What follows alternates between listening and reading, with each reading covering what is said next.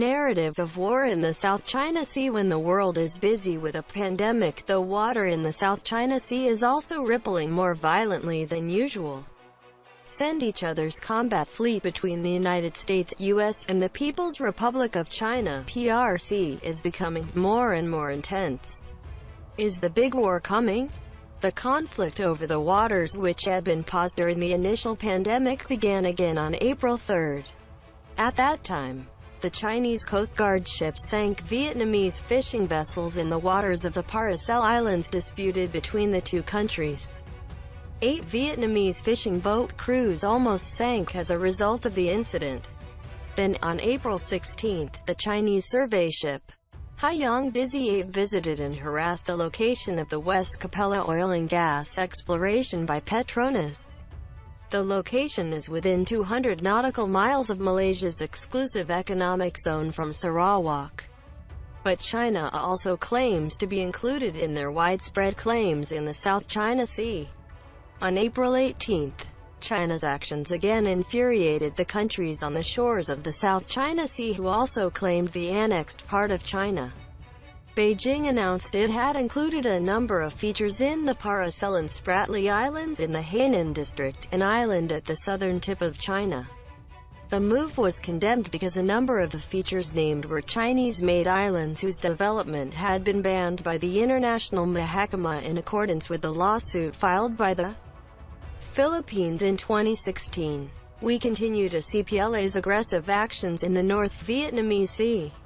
From threatening Philippine Navy ships, sinking Vietnamese fishing vessels, and intimidating oil and gas exploration in other countries.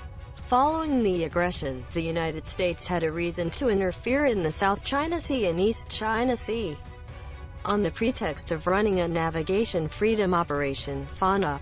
Since April 20, the USS America light-class aircraft carrier carrying a number of F-35 warplanes escorted by 2 USS Bunker Hill and USS Berry combat aircraft maneuvered in the South China Sea and the Taiwan Strait, mainly in dispute locations. Australia participated sometime later to conduct war games.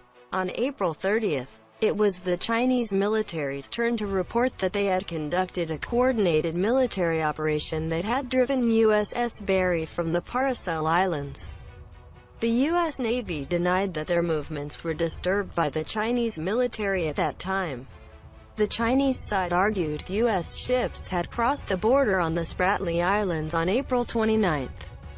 The Chinese military also accused the U.S. of flying B-1B bombers over the South China Sea and the Taiwan Sea on May 1. The last few days, the situation is getting hotter.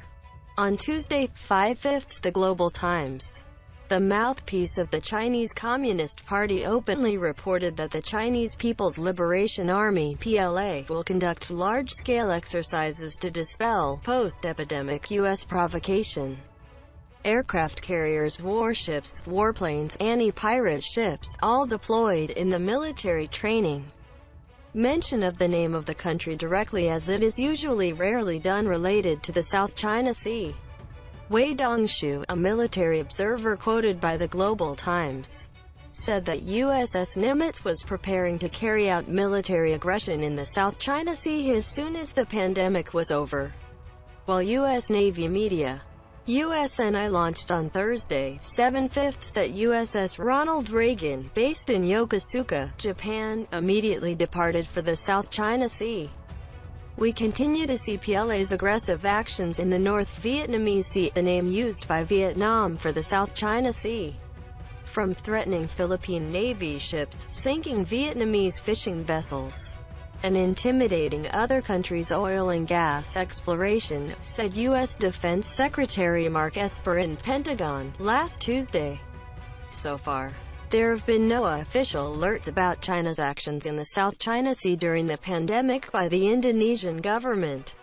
Even so, a week ago, the New York Times reported that fishermen on the Natuna Islands again reported the presence of a Chinese Coast Guard ship that drove them out of waters claimed by Indonesia in the north. Natuna Sea, the name used by Indonesia for this part of the South China Sea. For a long time, various military and geopolitical observers had estimated that the South China Sea that China had seized by a number of ASEAN countries such as Vietnam, the Philippines, Malaysia, Brunei and could be Indonesia, would become the next battleground. Besides being rich in natural resources, these waters are also the most important shipping lanes in the world, which are traversed by ships and ships every year. China claims control of these waters is based on unilateral claims that Chinese fishermen have sailed the sea for a long time, whereas ASEAN countries insist on territories claimed to belong to their exclusive zones under the 1982 United Nations Naval Law Convention (UNCLOS). In recent years, Chinese aggression in disputed areas and U.S. insistence on free navigation in international waters have triggered the conflict. The potential for conflict was also colored by narratives over the struggle for hegemony in the Southeast Asian region. Later, the escalation was not only triggered by regional and navigation issues.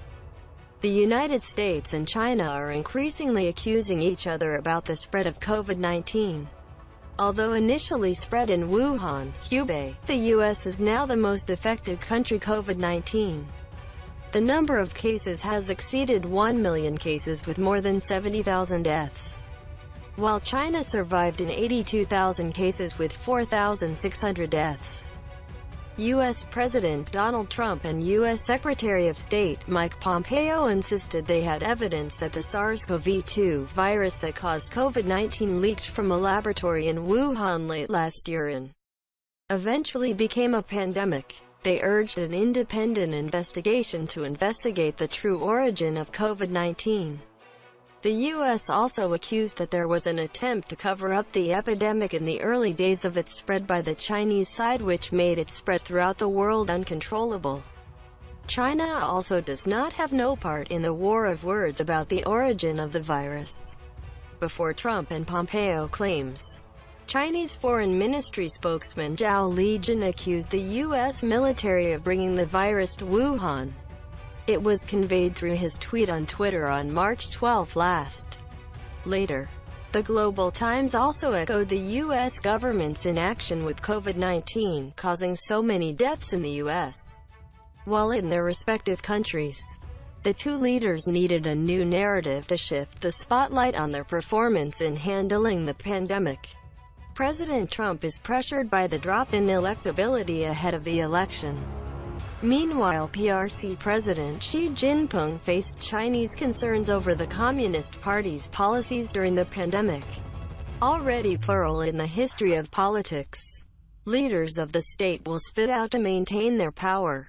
It's not a secret either, the previous plague often interconnected with war, like the Justinian outbreak in the 6th century AD influenced the Sassanid-Byzantine Wars. The Black Death of the 15th century affected the wars of European empires, as well as the Spanish flu, which plagued at the end of World War I. In the end, various factors led to the unpleasant conclusion that there was a great potential for war before our eyes.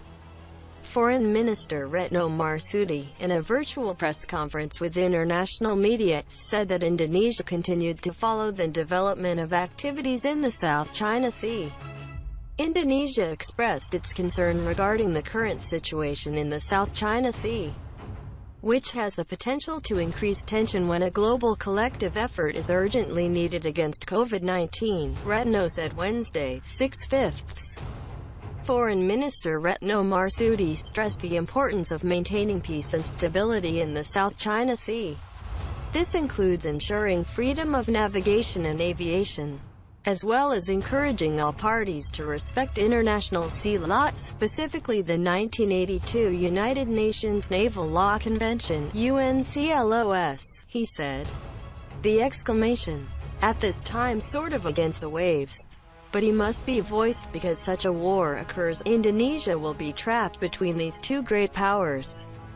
The mutual telephone calls between the heads of the country later reflected that Donald Trump and Xi Jinping were still trying to steal the hearts of President Joko Widodo and the people of Indonesia. President Trump, despite the shortcomings in his own country, promised ventilator assistance for Indonesia. Meanwhile, President Xi had earlier stressed that Indonesia was a priority partner during this pandemic. After finishing the Cold War, at this time Indonesia may return, as Bung Hatta said, being demanded to be careful to row between two rocks.